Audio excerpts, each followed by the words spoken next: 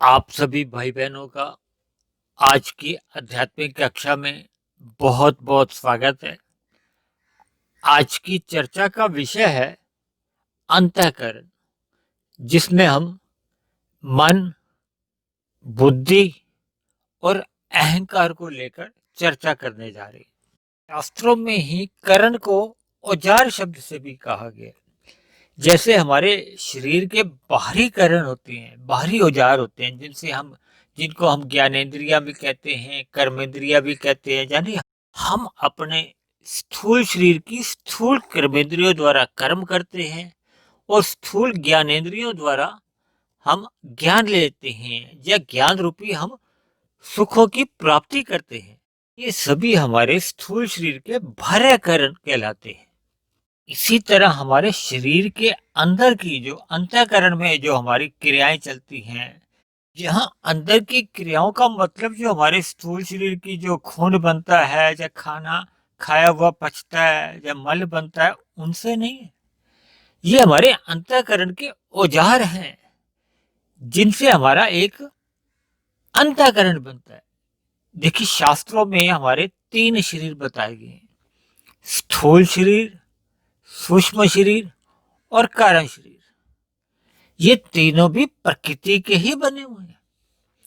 लेकिन स्थूल शरीर की तो एक मृत्यु हो जाती है 60 साल बाद, 80 साल, 100 साल, 120, 30, यानी जब सभी स्थूल शरीर अपना एक प्रारब्ध लेके आते हैं। जब वो प्रारब्ध उनका खत्म हो जाता है तो एक निश्चित समय के बाद किसी भी कारण, निमित्त कारण से कोई ऐसी परिस्थितियां बनती हैं तो इस स्थूल शरीर की मृत्यु हो जाती है। लेकिन जो हमारा अंतःकरण होता है, जिसमें हमारा सूक्ष्म शरीर और कारण शरीर, ये आत्मा और परमात्मा के साथ फिर अपने बने हुए कर्माशय या संस्कारों के अनुसार, यानी प्रकृति की एक व्यवस्था से या परमात्मा की एक इच्छा से, कुछ भी शब्दों से आप इसको समझ सकते हो, फिर एक नए स्थूल शरीर का निर्माण हो जाता है। देखिए, शास्त्रों में 84 लाख प्रकार की जोनियां कही गई हैं। मनुष्य से ऊपर की भी जोनियां हैं और मनुष्य से नीचे की भी जोनियां हैं। और मनुष्य को तो आप और हम मनुष्य जाति में आते ही हैं।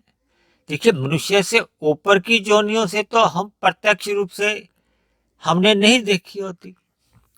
लेकिन मनुष्य से नीचे की जितनी भी जोनियां हैं, उनमें से कुछ जोनियां तो हम अपने घरों के आसपास ही हमारे देखने में आती हैं। ये कुत्ता, बिल्ली, खरगोश, गाय, भैंस, ऊंट, गधा, घोड़ा, मतलब कीट पतंगे, पक्षी, पेड़ पौधे।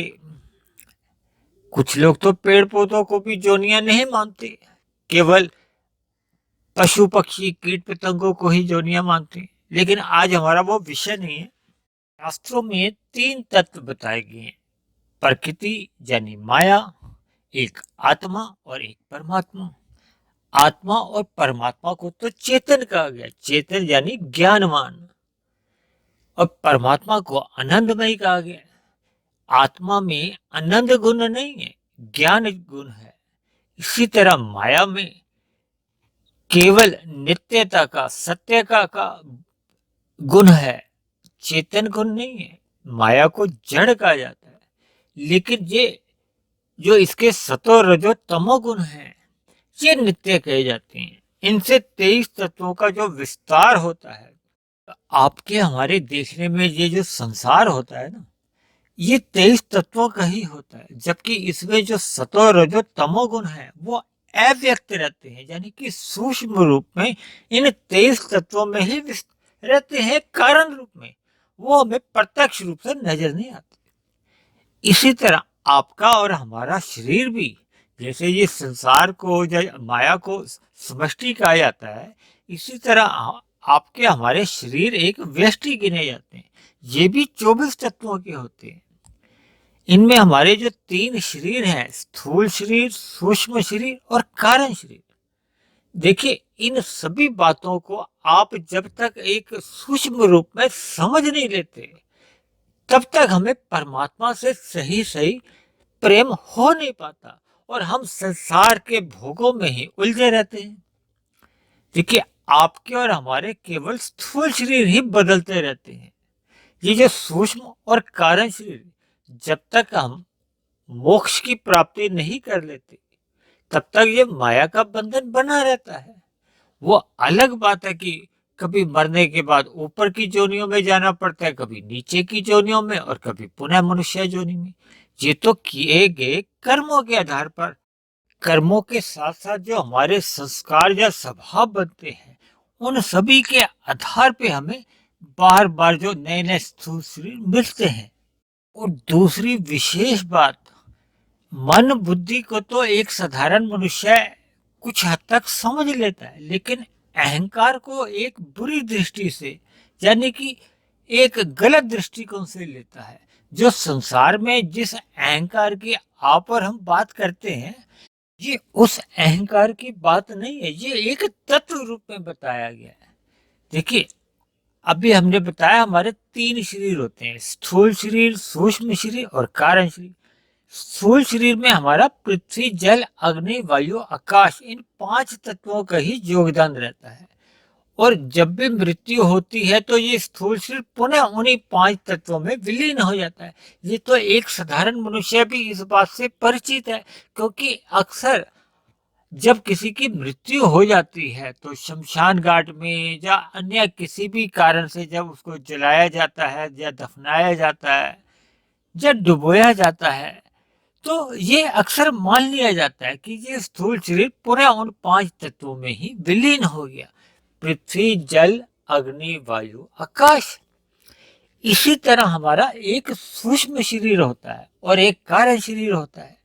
सूक्ष्म शरीर में हमारे 17 तत्व होते हैं, जिसमें 5 ज्ञानेंद्रियां होती हैं, 5 कर्मेंद्रियां होती हैं, 5 हमारे स्थूलभूत जो पृथ्वी, जल, अग्नि, वायु, आकाश के जो सूक्ष्म तत्व होते हैं ना, जिनको कहा जाता है गंध, रस, रूप, स्पर्श और शब्द।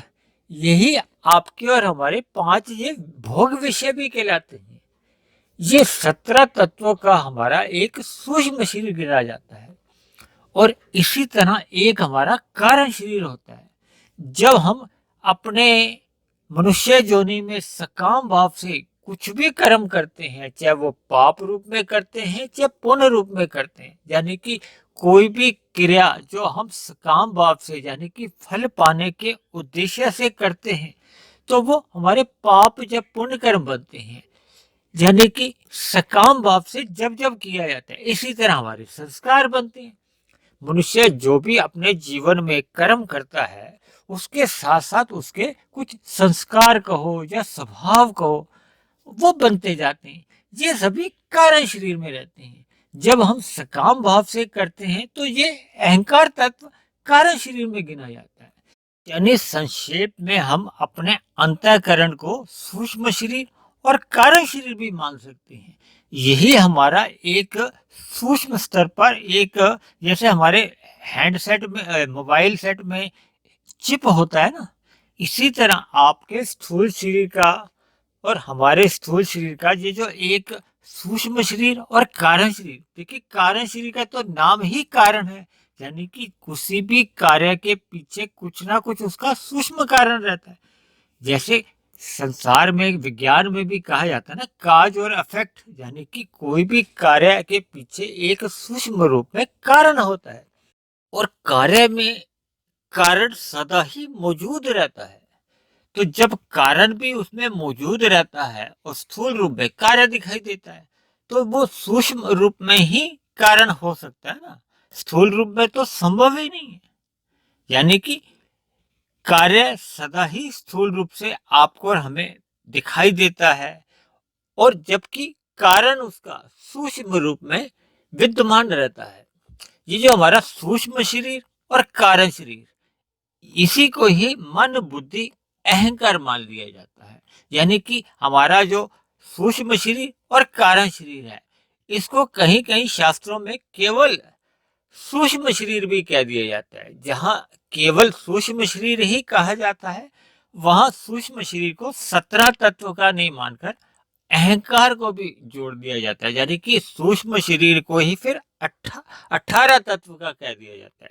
जब हम अहंकार को अलग रखते हैं, यानी कि कारण शरीर के साथ जोड़ते हैं, तो फिर कारण शरीर को एक तत्व मान लिया जाता है और सूक्ष्म शरीर को 17 तत्व मान लिए जाते हैं। यानी कि आपका और हमारा जितना भी जो अंतःकरण है, उसमें मुख्य रूप से मन, बुद्धि और अहंकार ही माने जाते हैं। ये जो अभी हमने 5 ज्ञानेंद्रियां और 5 कर्मेंद्रियां भी गिनी है ना, ये इनके सूक्ष्म तत्व होते हैं।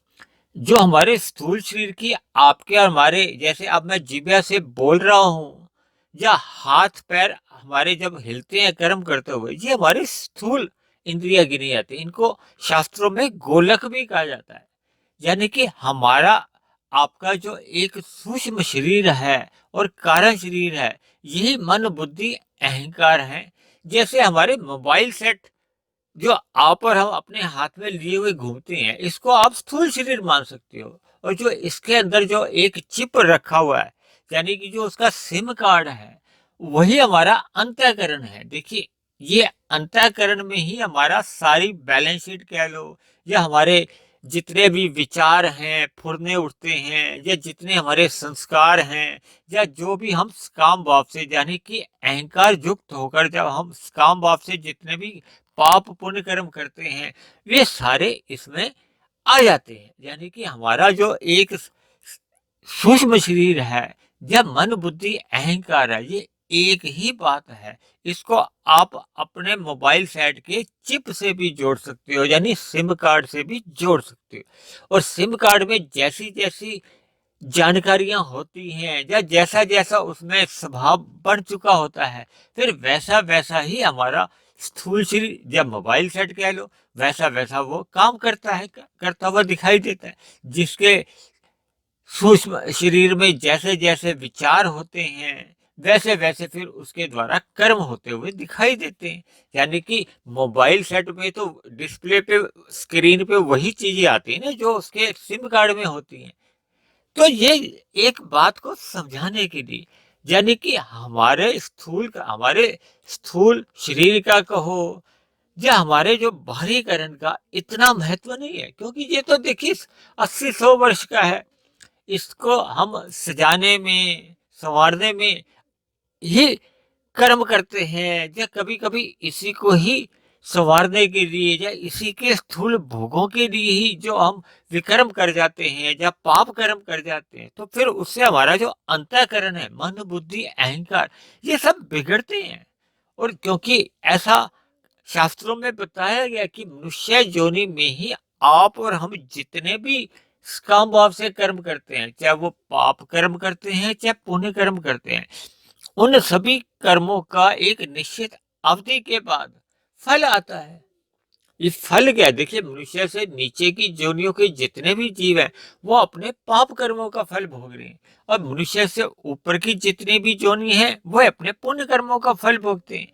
और मनुष्य जोनि में आप और हम अपने पहले के मनुष्य जोनियों में किए गए, या वर्तमान जीवन में भी हम जो पाप और पुण्य करते हैं, उनका भी फल, यानी कि हम मनुष्य योनि में पाप और पुण्य दोनों ही कर्मों का फल भोगते रहते हैं। और मनुष्य अगर साधना करना चाहता है, यानी कि अपनी अगर आध्यात्मिक उन्नति करना चाहता है, क्योंकि मनुष्य योनि में ही आध्यात्मिक उन्नति कर पाना संभव है। यानी कि हम आध्यात्मिक उन्नति जितनी करना चाहते हैं, मनुष्य योनि में मरते दम तक हम कर सकते हैं। और मनुष्य चाहे तो इसी मनुष्य योनि को ही अंतिम जन्म भी बना सकता है। अगर मनुष्य वर्तमान जीवन में ही मायातीत हो जाता है, यानी कि स्थूल शरीर के रहते रहते अगर मनुष्य अपना ये सूक्ष्म शरीर और कारण शरीर, ये दोनों समाप्त कर देता है, तब ऐसे में स्थूल शरीर के समाप्त होने पर, यानी कि मृत्यु आने पे, फिर बंधन का कुछ कारण नहीं रहता। फिर तो आत्मा परमात्मा के साथ मोक्ष की प्राप्ति कर लेती है, यानी कि आत्मा मायातीत हो जाती है। ये जो बंधन के कारण होते हैं, ये हमारे स्थूल शरीर, सूक्ष्म शरीर और कारण शरीर ही रहते हैं। और मर जैसे ही स्थूल शरीर की मृत्यु हो जाती है, तो जैसा हमारा सूक्ष्म शरीर और कारण शरीर होता है, फिर वैसे ही नए स्थूल शरीर का निर्माण कहो, सृजन कहो या मिलना कहो। क्योंकि मनुष्य योनि का स्थूल शरीर तो तभी प्राप्त होता है जब हमारे संचित कर्माशय में पाप और पुण्य कर्मों की तुल्यता रहती है। और जब ये तुल्यता में पुण्य कर्म अधिक होते हैं, यानी कि मान लो पाप कर्म हमारे 30 हैं और पुण्य कर्म हमारे 70% हैं, तो फिर मनुष्य की अगर मरते समय स्वर्ग के भोगों को भोगने की इच्छा है, इच्छा भी है और पात्रता भी बन गई, क्योंकि हमारे पास पुण्य कर्म अधिक हैं, तो ऐसे में फिर मनुष्य को मरने के बाद ऊपर की योनियों में यानी कि स्वर्ग लोकों की भी प्राप्ति होती है। और अगर मनुष्य की इच्छा ऐसे भोगों को भोगने की नहीं है, पुण्य से मनुष्य योनि ही चाहता है, तो फिर ऐसे में मनुष्य को मरने के बाद पुनः से मनुष्य योनि बहुत ही अधिक अनुकूल परिस्थितियों में प्राप्त होती है। और यदि मनुष्य में की संचित कर्माशय में पाप कर्मों की अधिकता आ गई है और पुण्य कर्म की न्यूनता रह गई है, जैसे कि 60% पाप कर्म हो गए हैं, तो फिर ऐसे में पुण्य कर्म 40% रह जाते हैं, यानी कि बराबरी तो नहीं रही। तो अब ये जो असंतुलन बिगड़ जाता है, तो फिर नीचे की जोनियों में जब तक वो पाप कर्मों का क्षय नहीं होता, यानी कि पाप कर्म जो अतिरिक्त रूप से 20% अलग से थे, ऐसे 20% पाप कर्मों को भोगने के लिए चाहे एक बार जन्म लेना पड़े, चाहे 100 बार, चाहे 1000 बार, लाखों करोड़ों बार भी लेना पड़े। ये तो देखिए, मैं एक समझाने के लिए आंकड़े आपको दे रहा हूं कि बात आपको समझ में आ जाए। यानी कि जैसे ही पाप और पुण्य कर्मों का कर्माशय बराबरी पे आ जाएगा, तब आत्मा को पुनः से मनुष्य योनि की प्राप्ति हो जाती है। और देखिए, आपको और हमें तो मनुष्य की योनि प्राप्त हो चुकी है, तो फिर हम सभी मनुष्यों को मिले हुए अवसर का लाभ उठाना चाहिए। यानी मिले हुए मनुष्य योनि में हमें जितनी भी आध्यात्मिक उन्नति हम कर सकते हैं, मनुष्य को कर लेनी चाहिए। और कम से कम मनुष्य को तो सभी अनुकूल परिस्थितियां हो चाहे प्रतिकूल परिस्थितियां हो, पाप कर्म करने से तो अवश्य ही बचना चाहिए। देखिए, पुण्य कर्म तो निष्काम भाव से भी हो सकते हैं, लेकिन पाप कर्म तो सदा ही काम भाव से ही होते हैं। इसमें निष्कामता कभी संभव ही नहीं है। यानी कि किए गए पाप कर्मों का तो फल हमें आपको किसी भी सूरत में भुगतना ही पड़ता है। यदि किसी कारणवश सरकार की नजरों से हम पाप कर्मों की सजा भुगतने से बच भी जाएं, लेकिन परमात्मा की कहो या प्रकृति की नजरों में जितने अंश में अभी हमारे पाप कर्मों का भुगतान नहीं हुआ, तो वो तो हमें भुगतान यानी कि ऐसे पाप कर्मों का फल हमें दुख रूपी फलों को भोगना ही पड़ता है, चाहे वो वर्तमान जीवन में हो, चाहे भविष्य में आने वाली जोनियों में हमें भुगतना पड़े या सहना पड़े। यानी कि दुख रूपी फलों को तो हमें खाना ही पड़ता है, भोगना ही पड़ता है, सहना ही पड़ता है। कि इस बात को मैं इसलिए जोर देकर कह रहा हूं कि हम पाप कर्मों से, यानी कि हम मनुष्य योनि में पाप कर्मों से तो हर हाल में हमें बचना ही चाहिए। यानी कि इन बुराइयों से मनुष्य को सदा ही बचना चाहिए। अब हम ये मन और बुद्धि और अहंकार की जो एक स्थितियां कैसे कैसे ये कार्य करते हैं, इस पर थोड़ी और आगे विस्तार से चर्चा कर लेते हैं।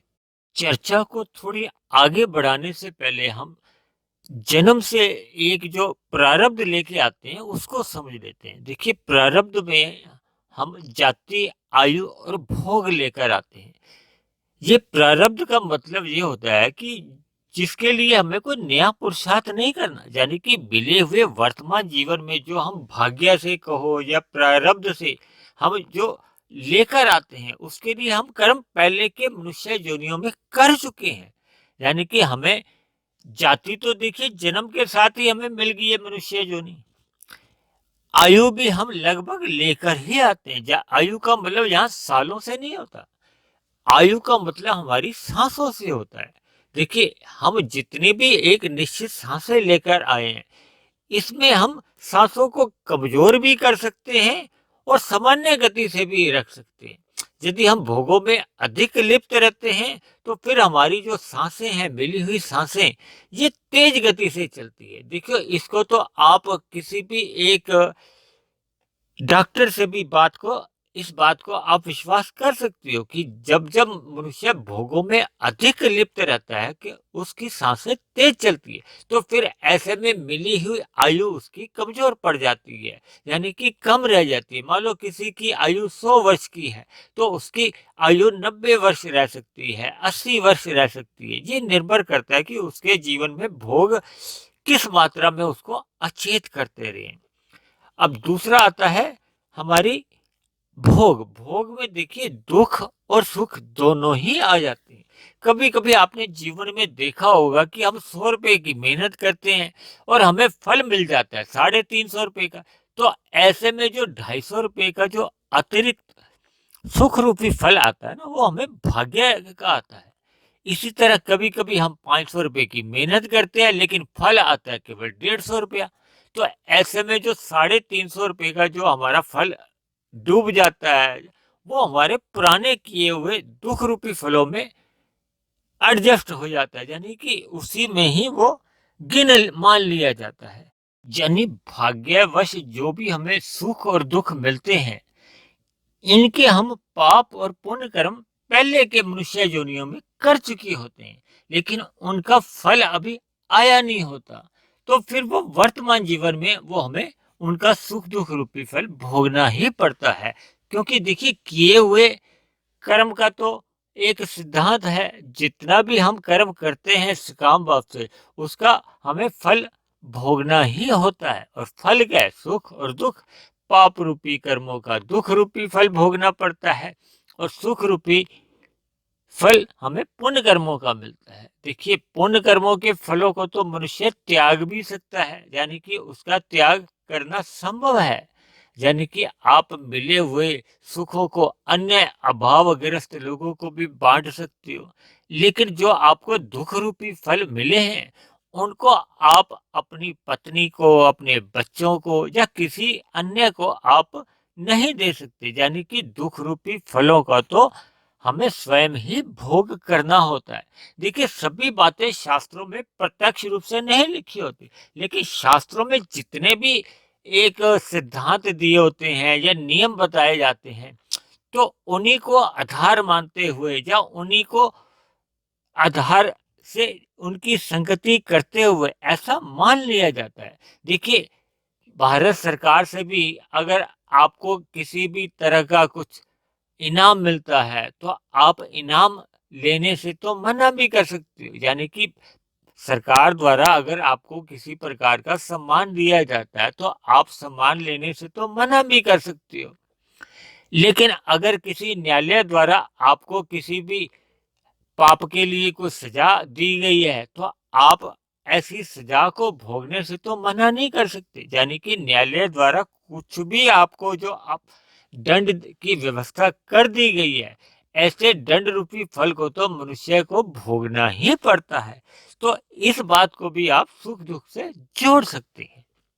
सर ऐसा देखा जाता है कि मनुष्य दुखों से तो बचना चाहता है, लेकिन दुखों के जो एक कारण है, यानी कि जो दुखों के पीछे जो कारण है हमारे पाप रूपी कर्म है, उनको नहीं रोकता, यानी कि उनको करना बंद नहीं करता। और दूसरी ओर सभी मनुष्य सुख रूपी फल तो भोगना चाहते हैं, लेकिन उन सुखों के लिए आवश्यक पुरुषार्थ नहीं करते। यानी दोनों ही स्थितियों में पाप कर्म छोड़ता नहीं है और पुण्य कर्म के लिए सकाम भाव से फिर कर्म नहीं करता, और लेकिन फलों को पाने की इच्छा करता है। ये अक्सर बातें देखिए छोटी छोटी हैं, लेकिन मनुष्य इन पर गौर नहीं करता। देखिए परमात्मा तो सभी मनुष्यों पर ही नहीं, सभी जीवों पर समान दृष्टि, यानी कि परमात्मा की तो देखिए दया दृष्टि सभी मनुष्यों पर ही नहीं, सभी जीवों पर बनी रहती है। अब मनुष्य से नीचे की योनियों के जितने भी जीव हैं वो अपने अपने दुख भोग रहे हैं, लेकिन परमात्मा की दया दृष्टि इतनी विचित्र है कि मनुष्य से नीचे की सभी योनियों के जीवों को क्रमशः अचेत रखा गया, यानी कि उनको केवल उतनी ही समझ रहती है कि वे अपनी आवश्यकताओं की पूर्ति कर सकें। वे दुख भोग रहे हैं ऐसा आप और हम तो महसूस कर रहे हैं, लेकिन उनको इस बात का बोध नहीं रहता, क्योंकि परमात्मा में दया के इतने अधिक भाव रहते हैं कि परमात्मा किसी भी जीव का दुख सहन कर ही नहीं सकते। यानी कि परमात्मा में इतनी अधिक दया के भाव रहते हैं, इसीलिए मनुष्य से नीचे की जोनियों को क्रमशः अचेत रखा गया है। जैसे हमें कभी कभी दांत में दर्द अधिक रहती है और उस दांत को जब हम किसी डेंटिस्ट द्वारा निकलवाते हैं तो डेंटिस्ट उस जगह विशेष को अचेत कर देता है ताकि दांत को निकालते समय हमें पीड़ा नहीं हो, दर्द नहीं हो। इसी बात को आधार रखते हुए परमात्मा की ओर से नीचे की जोनियों को अचेत रखा गया है। लेकिन मनुष्य जोनि में आपको और हमें तो परमात्मा ने पूर्ण रूप से स्वतंत्र छोड़ रखा है, लेकिन शास्त्रों द्वारा ज्ञान दिया गया है कि हमें पुण्य कर्म करने के लिए ऐसे ऐसे हमें कार्य करने चाहिए, यानी कर्म करने चाहिए, और दुख रूपी फलों से बचने के लिए ऐसे ऐसे पाप कर्मों से हमें बचना चाहिए। यानी कि शास्त्रों में विधि विधान विभिन्न प्रकार से बताए गए हैं। और वैसे भी देखिए, मनुष्य जब सत्संग करता है तो मनुष्य को इन सभी बातों का ज्ञान होने लगता है। तो फिर ऐसे में वो अपनी दिनचर्या को हो या अपने कर्मों की जो एक शैली है उसमें सुधार ला सकता है। सभी आत्माओं का स्वभाव है कि वो सुख चाहती है और दुख से निवृत्ति चाहती है। यानी कि आपका हमारे स्वभाव में क्या है कि हम सभी जीव, सभी मनुष्य सुख तो चाहते हैं, लेकिन दुख से हम बचना चाहते हैं। तो इसके लिए हम जितने भी कर्म करते हैं, देखिए अक्सर ऐसा माना जाता है कि मनुष्य अपने जीवन में तकरीबन 90-95% जो कर्म करता है वो अपने बने हुए स्वभाववश करता है। देखिए अभी हमने बताया ना, हमारे कारण शरीर में पहले के ही बने हुए कुछ ना कुछ शुभ या अशुभ संस्कार होते हैं। शुभ संस्कारों से हमारा अच्छा स्वभाव होता है, और जो हमारे अंदर अशुभ संस्कार पहले के बने होते हैं उसके फलस्वरूप हमारा बिगड़ा हुआ स्वभाव होता है। और स्वभाव ही फिर हमारा जो सूक्ष्म शरीर में जो हमारे मन और बुद्धि होते हैं ना, फिर हमारी वैसी ही बुद्धि बढ़ जाती है। देखिए बुद्धि सात्विक भी हो सकती है, राजसी भी हो सकती है, और तामसी भी हो सकती है। तामसी बुद्धि सदा ही छल कपट ठगी हेरा फेरी जैसी तरकीबें लगाती रहती है, जबकि अगर राजसी बुद्धि होगी तो वो धर्मानुसार धन कमाने के लिए, यानी कि भोगों के लिए धर्मानुसार ही कर्म करने को प्रेरित करती है मन को। और अगर बुद्धि सात्विक बनी होती है तो उसको सत्संग की ओर अधिक प्रेरणा देती है, यानी कि सात्विक कार्यों की ओर लगाती है। यानी कि शरीर की आवश्यकताओं की पूर्ति के लिए तो वो काम भाव से कर्म करने में लगाएगी, लेकिन अपनी आध्यात्मिक उन्नति के लिए उसमें प्रमुखता बनी रहती है। यानी कि भोगों के लिए तो उसका एक गौण रहता है। ये दूसरे अर्थों में आप यूं भी समझ सकते हो कि सात्विक बुद्धि रहने से मन हमारा नियंत्रित रहता है। देखिए जब मनुष्य की राजसी बुद्धि होती है तो फिर मन और बुद्धि दोनों ही मिलकर भोगों में अधिक लिप्त हो जाते हैं।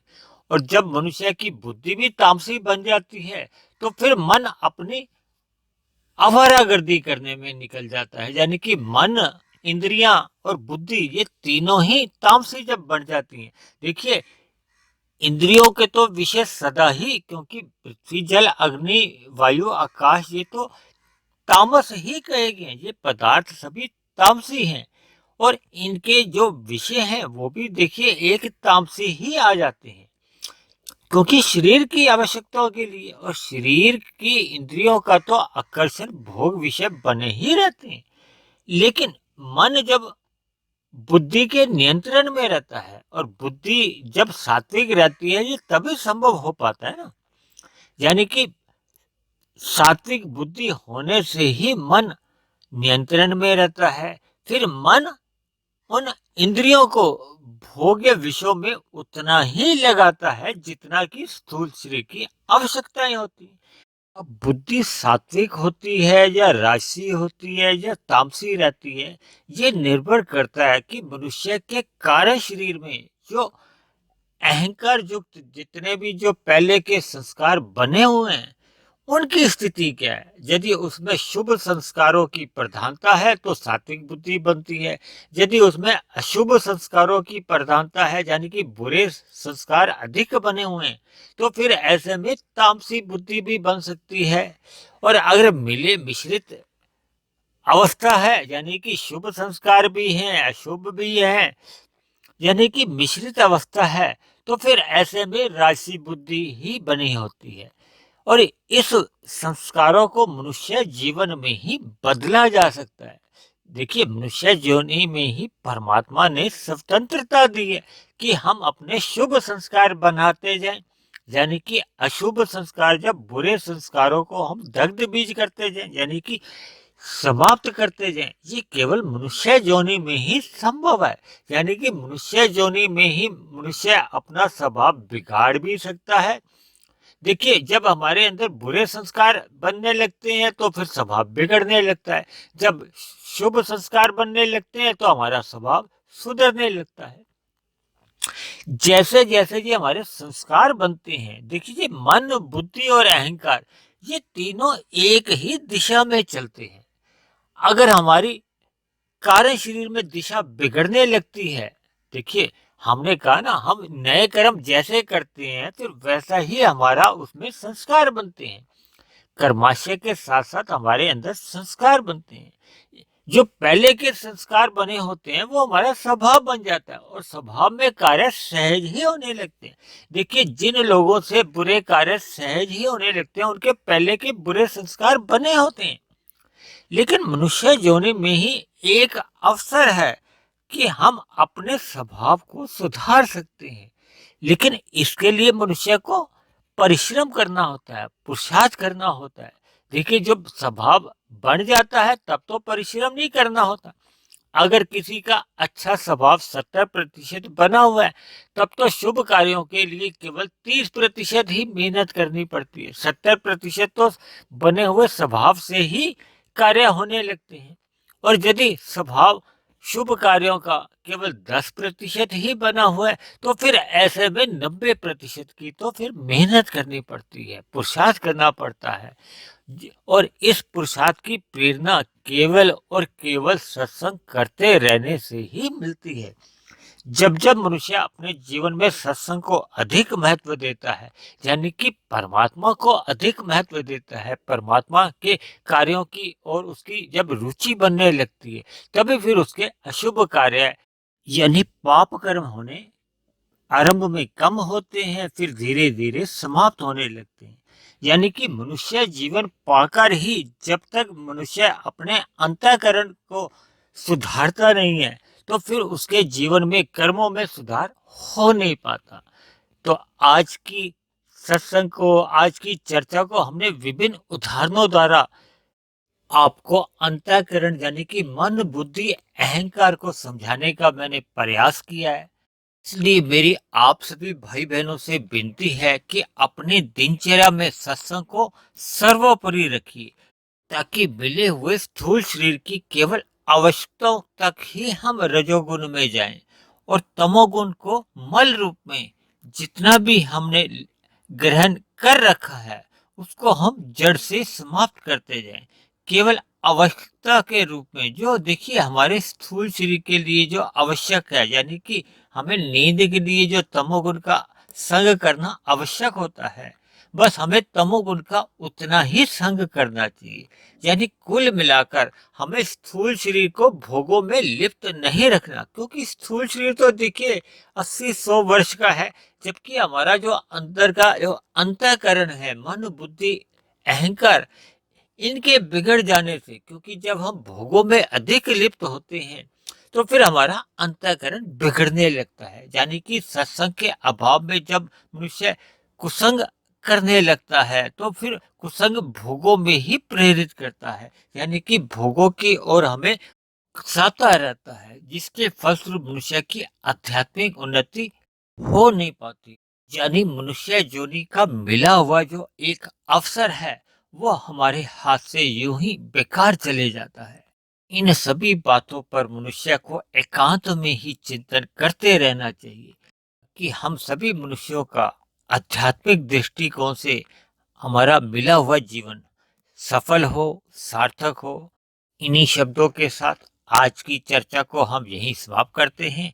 आप किसी भाई बहन का कोई प्रश्न हो, कोई बात समझ में नहीं आई हो, तो आप नीचे दिए गए कमेंट्स बॉक्स पर जाकर आप अपना प्रश्न या आपकी कोई सुझाव हो या कोई आपत्ति हो तो आप उसको भी लिख सकते हैं।